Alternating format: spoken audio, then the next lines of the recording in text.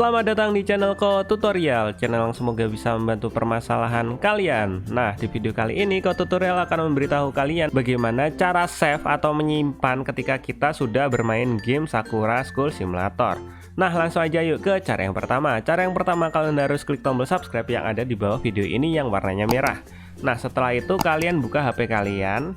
Kemudian kalian buka game Sakura School Simulatornya. Nah, di sini Ko Tutorial udah masuk ke dalam game Sakura School Simulatornya. Dan di sini untuk menyimpan, misalnya kita tuh main game ya, main game terusan udah dapat uang banyak, udah dapat temen banyak, itu kan sayang banget kan kalau misalnya nggak disimpan.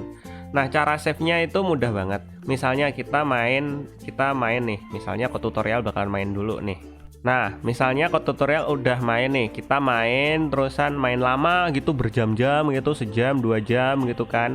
Kemudian kita dapat uang banyak, dapat senjata atau mungkin dapat teman banyak. Untuk menyimpan, untuk save gamenya supaya tetap bisa kita mainin atau kita lanjutin di next ketika kita main game, caranya gampang banget. Kalian tinggal pilih tanda save atau tekan tanda save yang sampingnya foto ini guys. Kalian pilih tanda save.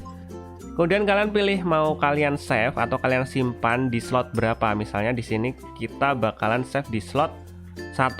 Kemudian kita pilih OK. Nah, kita tinggal tunggu save complete. Kalau sudah ada tulisannya save complete, itu tandanya game kita udah tersave. Jadi semisalnya kalian udah main 2 jam, 3 jam gitu dan udah dapat mobil banyak atau mungkin dapat teman banyak, uang banyak. Jadi kalian nggak harus ngulangi gamenya lagi. Jadi kalian tinggal buka save-saveannya kalian atau yang game yang udah kalian simpan tadi. Nah, misalnya nih kita keluar ya. Kita keluar. Nah, kita keluar dan misalnya kalian main lagi. Aku mau main terusin yang kemarin, terusin gameku yang kemarin udah dapat uang banyak. Kalian tinggal buka game Sakura School Simulatornya lagi. Nah, ini kita udah masuk. Kemudian kalian masuk ke gamenya, tapi jangan pilih yang new game, jangan pilih yang new game. Kalian pilih yang load game.